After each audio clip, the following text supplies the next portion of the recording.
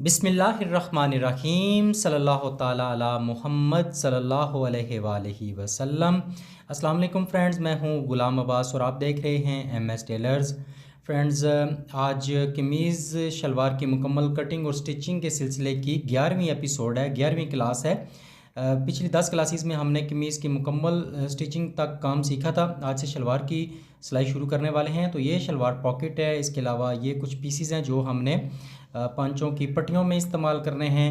और ये गुड्डी काट शलवार है जो कि हमने क्लास 1 में कटिंग की थी।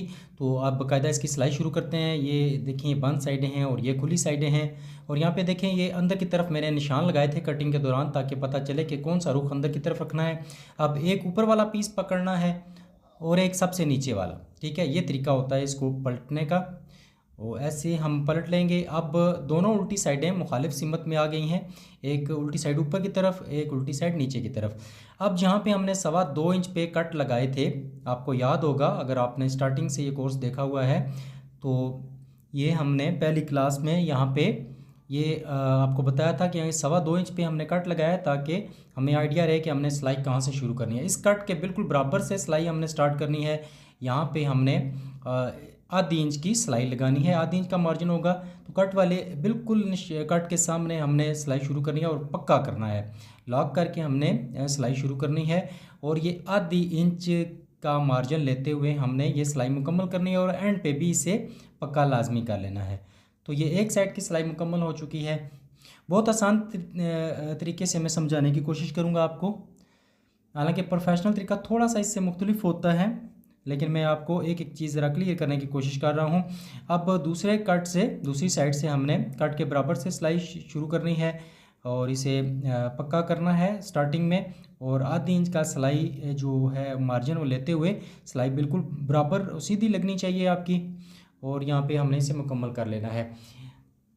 तो ये दोनों साइडों पे हमारी सिलाइयाँ मुकम्मल हो चुकी हैं, ये आप देख सकते हैं।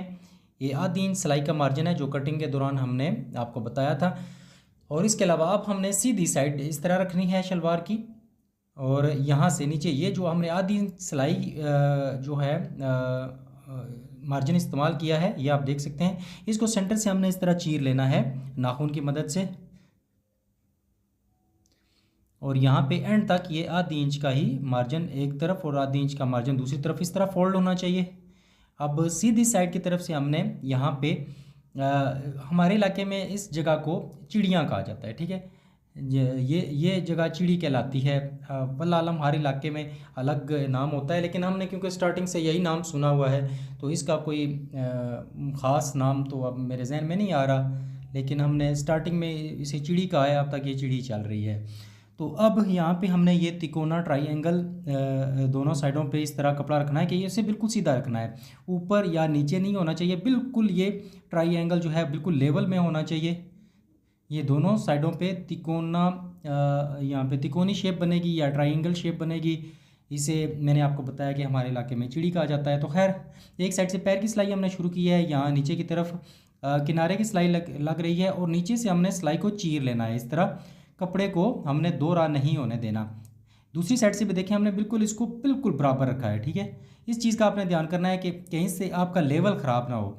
आसान काम है, मुश्किल नहीं है, देखने में शायद मुश्किल महसूस हो रहा हो। दूसरी साइड की जब मैं सिलाई करूँगा तो मैं आपको मज़ीद क्लियर करने की कोशिश करता हूँ। ये आप चेक कर सकते हैं, ये दोनों बिल्कुल इक्वल हैं चौड़ाई में, लंबाई में। और नीचे से देखें ये कपड़ा इकट्ठा नहीं होना चाहिए, इसी तरह सिलाई आपकी चिरी हुई आनी चाहिए। अब दूसरी साइड से भी इसी तरह हमने दूसरी साइड की चिड़ी बना लेनी है। तो चाहे आप इसे कौवा कह लें या चिड़ी कह लें, तो जो भी बहरहाल ये है कि यहाँ से ये ट्रायंगल शेप में, तिकोनी शेप में इस तरह कपड़ा ऐसे फोल्ड किया जाता है और बिल्कुल इसे सीधा रखा जाता है, ठीक है। इसको आपने किसी जगह से इसका लेवल नहीं आउट करना। साइड से एक पैर की सिलाई लगेगी और यहाँ से आपकी किनारे की सिलाई लगेगी। नीचे से सिलाई को फिर आपने इसी तरह खोल लेना है, यानी चीर लेना है। और दूसरी साइड से यहाँ से आपने इस कपड़े को ऐसे पकड़ना है और यहाँ से ट्रायंगल बना लेना है, तिकोनी शेप बना लेनी है। और यूँ आपका ये वाला काम मुकम्मल हो जाएगा। साइड पे एक पैर की सिलाई होगी, नीचे की तरफ किनारे की सिलाई होगी। तो अब इसके बाद हमने नेफ़ा अपना नेफ़े की सिलाई लगानी है, नेफ़ा मुकम्मल करना है। तो इसके लिए यहाँ से हमने कपड़े को बिल्कुल बराबर रखना है। अब बिल्कुल गौर से देखिएगा, क्योंकि स्टार्टिंग में बस ये मुश्किल होता है।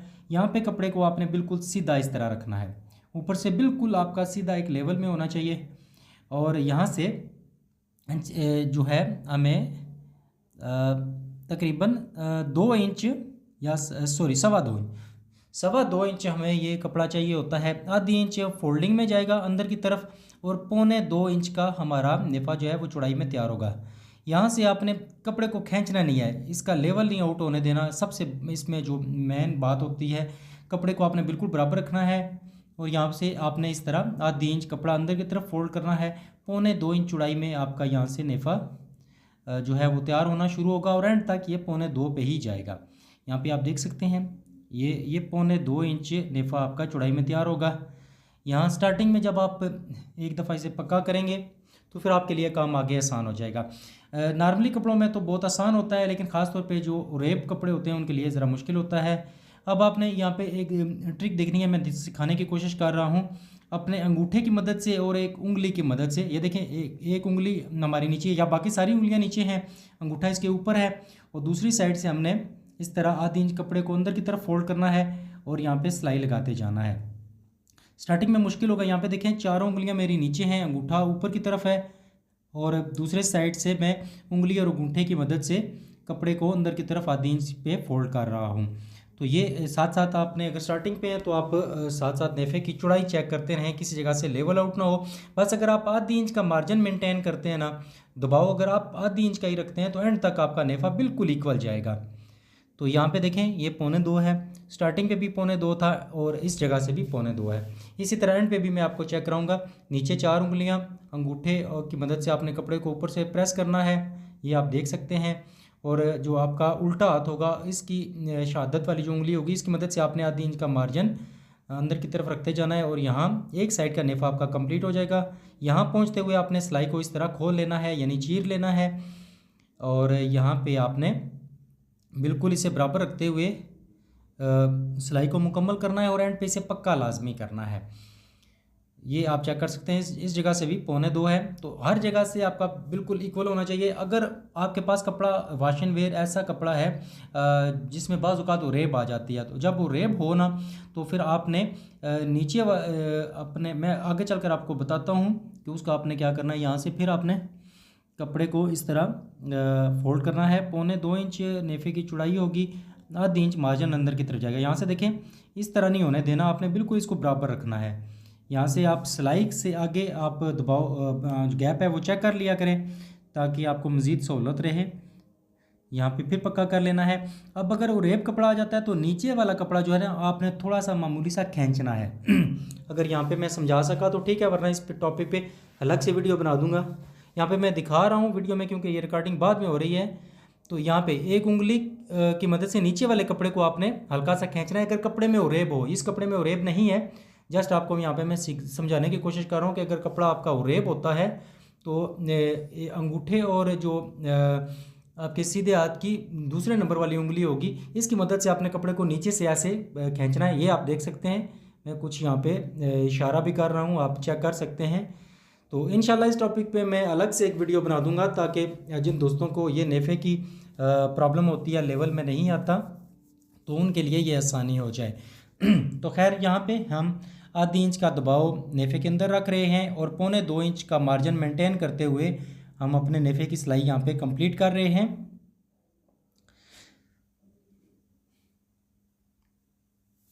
तो बस ये छोटी छोटी बातें होती हैं, इनका ख्याल करना पड़ता है। बाकी काम कोई भी जो है वो मुश्किल नहीं होता, नामुमकिन नहीं होता। मुश्किल ज़रूर होता है, नामुमकिन कुछ भी नहीं होता। तो यहाँ पे देखें, हमने दूसरी साइड का नेफा भी दूसरी साइड की सिलाई भी कंप्लीट कर ली है, और नीचे से यहाँ पे सिलाई को हमने खोल लेना है।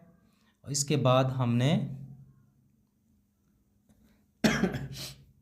सिलाई को सीधे आगे लेकर आना है, जहाँ से हमने सिलाई शुरू की थी उसी पे लाग के हमने पक्का कर देना है।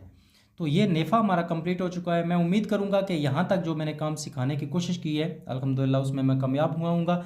आप यहाँ पे चेक कर सकते हैं इसका रिज़ल्ट। यहाँ से ये देखें, ये 1.25 है, इस जगह से भी ये /2 है। तो नेफ़ा हमारा बराबर है सिलाई की एक तरफ से लेकर दूसरी साइड तक, यहाँ तक मार्जिन अगर ये आपका बराबर आता है ना, तो दोनों साइडों पे फिर समझ लें आपका नेफ़ा बिल्कुल बराबर आया है। ठीक है। इसके अलावा नेफ़े को चेक करने का एक और तरीका यह है कि यहाँ पे दोनों साइडों से शलवार को इस तरह पकड़ लें, और यहाँ पे भी आप चेक कर सकते हैं, दोनों साइडों का भी मार्जिन आप यहाँ पे चेक कर सकते हैं। तो ये आप के सामने है, बिल्कुल सिलाई के ऊपर सिलाई है, तो इसका मतलब ये हुआ कि हमारा नेफ़ा बिल्कुल इक्वल आया है। तो आप भी साथ साथ इसी तरह काम चेक कर लिया करें। अच्छा, इसके बाद हमने शलवार पॉकेट लगानी है, तो ये जो सीधे हाथ पे यहाँ पे देखें, इस तरह अगर आप शलवार रखेंगे ना, तो आपके सीधे हाथ पे इस जगह पे आपकी शलवार की पॉकेट लगेगी, आपकी सीधे हाथ पे लगेगी, उल्टे हाथ पे नहीं लगानी। ठीक है, सीधे हाथ पे आपकी शलवार की पॉकेट लगेगी इस जगह पे, बिल्कुल गौर से आप देख लें। और ये सीधी साइड से यहाँ से आपने तकरीबन 4.5 इंच 5 इंच के करीब आप ये निशान एक लगा लें। इतनी दूरी पे आपकी ये पॉकेट लगेगी, क्योंकि ये गुड्डी काट शलवार है, तो इसका थोड़ा सा डिफरेंट तरीका होता है। कलीदार शलवार पे बहुत आसानी से हो जाता है काम, क्योंकि वहाँ पे सिलाइयों का आइडिया हो जाता है। तो यहाँ से सेंटर वाली सिलाई से हमने 4.5 इंच पे एक निशान लगाया है। अब यहाँ पे देखें, ये जो कपड़ा है शलवार पॉकेट के लिए हमने लिया था, अब इसको हमने किस तरह रखना है यहाँ से देखें, जो इसका ज़्यादा बड़ा हिस्सा होगा वो ऊपर की तरफ हमने रखना है, और जो छोटा हिस्सा होगा वो हमने नीचे की तरफ करना है। मैं साथ इशारा भी कर रहा हूँ, देख लें, बड़ा हिस्सा ऊपर की तरफ और छोटा हिस्सा जो है क्रीज के बाद वो नीचे की तरफ रखना है सेंटर की सिलाई से 4.5 इंच की दूरी पर, और नेफे की सिलाई से 1 इंच नीचे। ये आप देखिएगा, ये 4.5 इंच पे ये निशान, यहाँ पे ये निशान मैंने लगाया था 4.5 पे, इस जगह पे ऊपर वाला निशान मैं इस तरह रखूँगा, और नेफे की सिलाई से 1 इंच नीचे। तो यहाँ पे मैं आपको बताता हूँ, यहाँ से आप चेक कर लें, ये नेफे की सिलाई से 1 इंच नीचे पे ये हमारी क्रीज आ रही है, जिस पे हमने निशान लगाए हुए हैं। ये आप देख सकते हैं, ज़्यादा नीचे नहीं करना इसको, नेफे की सिलाई से सिर्फ 1 इंच आपने नीचे करना है इसको। और यहाँ पे आपने इस निशान से सिलाई शुरू करनी है, और यहाँ पे साथ साथ आपको आइडिया होता रहेगा। आप साथ साथ वो नेफे वाली जगह पे इस तरह हाथ जब उंगली प्रेस करेंगे तो आपको आइडिया हो जाएगा कि आपने गैप कितना लिया हुआ है। ये देखिए, यहाँ से भी ये गैप आपका 1 इंच का होना चाहिए सिलाई से लेकर इस क्रीज तक। और इस तरह जब आप उंगली प्रेस करेंगे कपड़े के ऊपर, तो आपको आइडिया हो जाएगा कि आपका मार्जिन जो दबाव है वो बराबर आ रहा है या नहीं। तो ये कुछ चीज़ें ऐसी होती हैं कि वीडियो में 100% नहीं सीखा जाता, यहाँ पे सिर्फ आपको आइडिया मिलते हैं।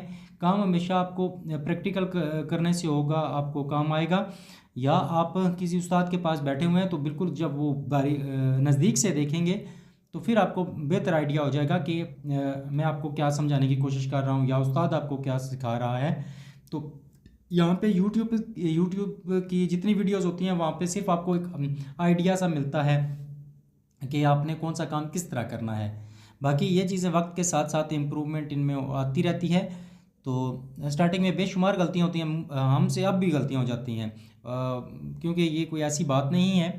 तो यहाँ पे आप देखें, ये सिलाई से नेफे की सिलाई से नीचे 1 इंच का मार्जिन है। ठीक है, अब ये आप चेक कर सकते हैं सिलाई, और सिलाई हमने एक पैर का गैप देते हुए ये सिलाई हमने मुकम्मल की है। सिलाई हमारी कंप्लीट हो चुकी है। इसके बाद इंशाल्लाह अगली वीडियो में मज़ीद काम सीखें।